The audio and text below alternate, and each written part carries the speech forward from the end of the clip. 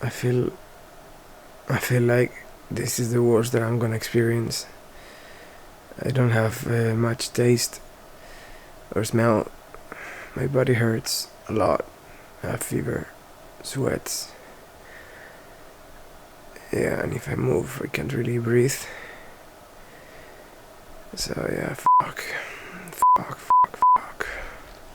Yep, this video is gonna be a little bit more serious. For the past few weeks, I've dealt with a situation that many of us are very afraid of experiencing. While traveling through Croatia, I got COVID. It has been a very scary situation, but for those who know me, I don't want you to worry, so let me tell you that I am okay. In any case, let me tell you my story. The way I'm planning my trip, in order to not only record and work, I'm doing half of my stays on hostels. Any budget traveler's best option usually involves a dorm and more travelers sleeping next to you. From my perspective, it's one of the nicest ways to travel. You get to know people in almost every place that you travel, and sharing the moment with them sometimes makes the experience so much better. The main con that comes with traveling like this is the amount of exposure that you have while you stay on a hostel is so much bigger than when you have a private room for you. I personally knew what I was getting myself into. The way that I have been doing this, in order to reduce the risk, not only for me but for everybody else, is I've been swapping between hostel dorms and private rooms. After every time I went to a hostel, I booked myself a room for a few days just in case. And unfortunately, a few weeks ago when I arrived in Dubrovnik, I felt the first symptom. Very dry cough. As I planned before, I had a private room for me, and luckily I had a very wonderful person who took care of me the first 2 days, brought me food, brought me medicines, and especially gave me emotional support on this. When I woke up the second day is when I realized that this was a little bit more serious than a regular flu. There's an incredible amount of fear to COVID. Most of us have felt a little bit sick here and there, and we just jumped to the conclusion that we had COVID. Myself, I thought a couple times, shit, I got COVID. And then I realized that I was obsessed with the disease and I just had a little cold. But this time I knew straight ahead. It was something that I have never had before, and I could very much tell the difference. On the second day, I started developing all the symptoms. I had a very high fever, could barely open my eyes because I had a huge headache. I could not smell or taste the food properly. If I would move very fast, or I would laugh or get nervous, I would lose my breath. And on that day, the worst thing for me was the muscle pain. My bones hurt so much I could not find a position to sleep, so I couldn't rest. The third day was the real drama. Michelle, who was my loving caretaker, had to fly back to UK, and I had to spend the rest of the quarantine alone. So I went to Airbnb and I tried to rent an apartment to try to go through my sickness as comfortable as possible. As we should all do, I was very open with my situation with everyone that I was writing to. I told everyone that I got sick, that it was probably COVID, and that I needed full isolation. So if the place wasn't suited for that, I would just find something else. I got rejected 8 times, and I already checked out of the hotel. So there I was, very sick, without a place to stay, sitting down on a corner on an empty Dubrovnik with all my luggage until one very kind host decided to take me in. I must say Dubrovnik wasn't the most organized place when dealing with COVID. I tried for so long to contact the epidemiologists, doctors, hospital, private clinics, just to try to figure it out how to get tested, and everybody led me somewhere different. Call this number and no one answers, send an email to this place and the reply is you need to call the same number than before. You can get only tested here if a doctor recommends you to go. You need to call the epidemiologist, and again he doesn't take the phone. All of this while I was very sick and barely able to move. That day I was absolutely terrified. I felt very scared and very alone. When I got to the apartment, life got so much better. Having air conditioner to set the temperature to my needs at any time was such a game changer. Having a very big space and a very comfortable bed makes such a difference. But before anything, I knew I needed to have some food available. So I waited until Google Maps said that the supermarket was the least busy, and I went there. I waited outside and I explained my situation to a man from the distance. And I asked him if it was possible that he could make my shopping so I don't have to enter on the supermarket and compromise people. He kindly agreed, and 25 minutes I was in my house ready to lock down. I didn't sleep anything the night before because of the muscle pain, so I was physically and emotionally destroyed. The anxiety of not knowing what to do made me breathe very fast. Therefore, I lost my breath every time I got stressed. Once I felt safe at home, I slept 16 hours straight. I feel like shit. I'm still very lucky though. I feel like this is the worst that I'm gonna experience. I don't have much taste or smell. My body hurts a lot. I have fever, sweats.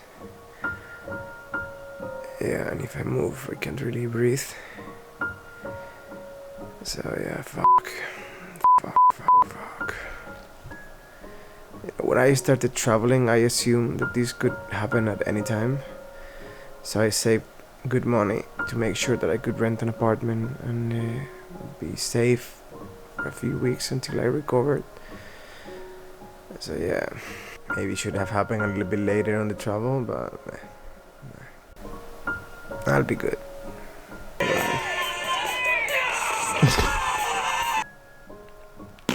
Watching 1,000 series a day.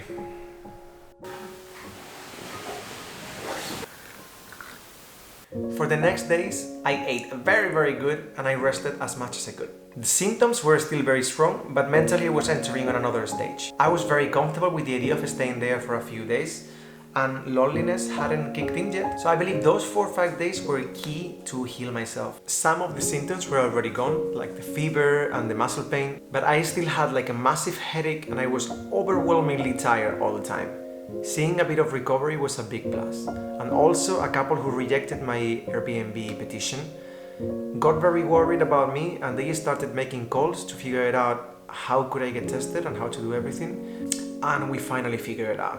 Apparently I could just go to the local hospital from 8 to 10 a.m. in the morning, and on the back area they were doing tests for around €200. €200! A very easy and logical solution, right? Just go to the hospital. Well, in the 4 days that I tried to do this properly, no one directed me there. Unfortunately, a very sad and important moment happened in my life in those days, and I emotionally broke. In the middle of the lockdown, I had to experience one of the most challenging situations I have ever experienced. And that situation was very unfortunate. I wasn't able to return home, I wasn't able to go anywhere, I wasn't even able to hug a friend. I saw myself alone in a foreign country without knowing anybody else, and very scared of being trapped without knowing when would I be able to live again. Honestly, I was weaker mentally than I have ever been. Desperation and loneliness finally kicked in, and I had no other choice but to ask for help. I called my family, and regardless of me being a person that usually tries not to worry them, I told them that I really needed their help, otherwise I would fall very down. Just not capable of dealing with the situation alone. But he feels way better now. I am so lucky to know such wonderful people who make me feel loved and not alone. Their support and their presence, even if it was on the phone, was what made me recover from my situation really quick. And I started to look forward and not to look backwards. A couple of days after, I woke up and I committed to the idea of continuing my journey. I was feeling so much better, so I went to the hospital and I got tested to finally receive the news that we kind of knew. I was tested positive of COVID-19. I'll get into this later, but you should know that Dubrovnik is in Game of Thrones where they recorded King's Landing. Isn't it ironic that all the shitstorm happened to me in King's Landing? Especially in King's Landing. Anyway, since the moment that I was feeling a little bit better, I started pushing my body little by little, doing more physical activities. So by the day that I actually got tested, I was already working out in my house. When the doctor called me to give me the results, he told me that I had a lot of cycles of COVID in my body, which apparently means that I wasn't contagious anymore. So he said that I could leave the house in a few days, which I was, oh my gosh. I could finally see a light at the end of the tunnel, and even if I wasn't feeling at my best, that set a goal. When the quarantine time ended, I stayed in 3 more days, just in case, and I organized what I wanted to do after. I was finally able to take a walk on the night and in the morning when there was no one on the streets. I felt very claustrophobic through the whole experience, so being on the beach, sitting down and listening to the waves, that was such an overwhelming feeling. A few days after, I finally got tested negative, and this harsh story came to an end. So let me tell you some conclusions that I got from this experience. Don't let your emotions run over you. Clearly some people get a better or worse experience, but I promise you that the best thing you can do is having a positive attitude. Positivity is so powerful, so use it on your advantage. This one is for you who are in lockdown or for you who know someone who is on lockdown. The worst damage that I felt through this disease was psychological. Being able to talk to someone and not feeling alone is extremely important. Asking and offering support is such an important part of 2020. Try to have empathy and be there when someone needs it. And don't be afraid to grab the telephone and call someone if you need someone to talk to you. This is a situation that we're probably gonna be living for a while. So it's very important to rely on each other, and we must try to be the most loving and caring version of ourselves. The most important thing is there is a light at the end of the tunnel. This will not put you down. I also want to remark that I exposed myself to this situation. I knew there was a lot of COVID in Javad, and I still went for it. So that is probably when I got it. And now let me tell you something about traveling. You will never know when the virus is coming, so it's always important to know the local rules and how to deal with it. I wish I would have known where to get tested in Dubrovnik before I came and where to quarantine. So in this situation, knowledge is not only power, but also health. Bring money. You need to know that this might happen anytime, so try to have a budget big enough to maintain you for a month in case this happens. The PCR, depending on the country, is expensive. You need to rent a room or an apartment. You need to have food this whole time and medicines. And you're going to need a lot of wine for the depression. And this might sound a little bit controversial, but don't be afraid of traveling. Regardless of this situation, the benefits and the experiences that I have lived these couple of months that I have been abroad are so much bigger and better than this bad experience. As I said before, this can go on for a while, so I think we need to make an effort to try to live our lives the best way we can. Follow all the precautions, be smart, and try to be respectful to people, because your mistakes can make people sick. I find myself safer sometimes when I'm traveling than at home, because I reduce the contact that I have with people when I am alone in a hotel. And I don't mean that traveling is safer than not traveling. Just try to do you the best that you can. Alright, so let's change the mood to a positive nerdy one. As I mentioned before, I had quarantine in Dubrovnik. In this beautiful city in Croatia, a lot of scenes of the TV show Game of Thrones have been recorded, and I take that as history. Walking through the capital of Westeros in the Seven Kingdoms is amazing. You literally feel a part of that world. So for those who get the reference, my apartment was 300 meters away from the famous stairs where Cersei Lannister has the walk of shame. So let me walk you through some of the locations. And forget my lack of passion, because that day was the first day that I was outside and I had no energy.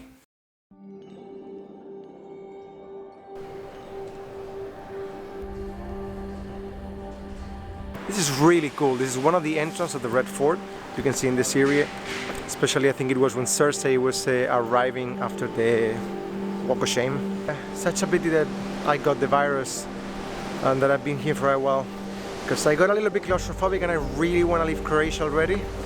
And it's a pity, because I'm such a Game of Thrones nerd and I'm seeing so many locations and I'm not like 100% enjoying them. But look at this.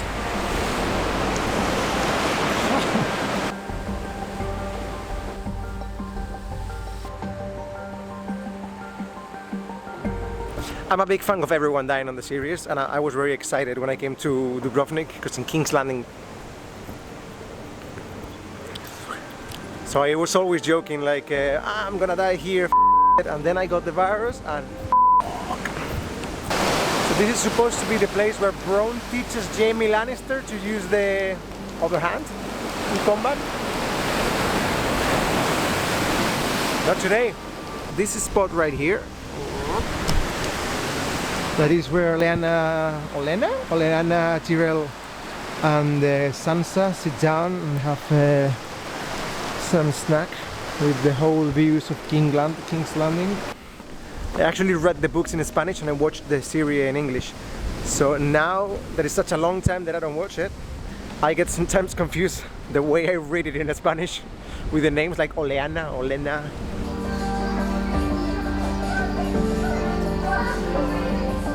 So this is basically the stairs that Cersei Lannister has to go completely naked, where the whole King's Landing is screaming at her, shame! I will not lie, for the 15 days that I have been in quarantine, I've been like shaming myself, so shame!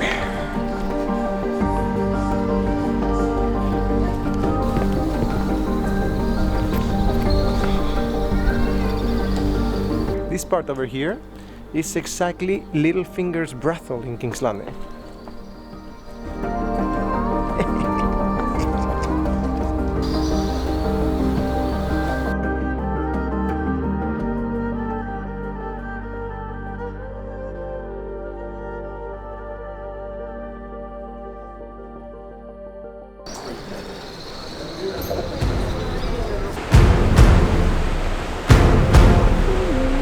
Spile Bay, and this is basically Black Waters. This is basically the second season, episode 1, when King Joffrey sends all the guards to kill all the children of Robert Baratheon. This is the bay where Cersei Lannister receives Jaime Lannister on season 6, I think it was.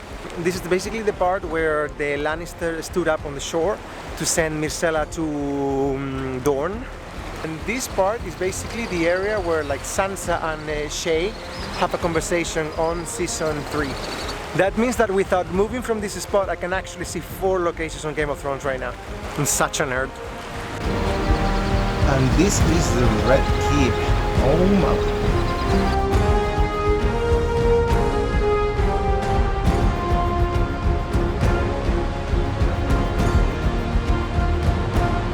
Unfortunately, it's too late and I can't come in already, but there's more locations inside. I think you have the Joffrey's name day. They have a tournament and it's recorded inside.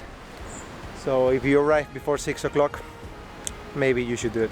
This is the last video of the Croatia series. After 5 weeks and a half, I think I am very done with this country.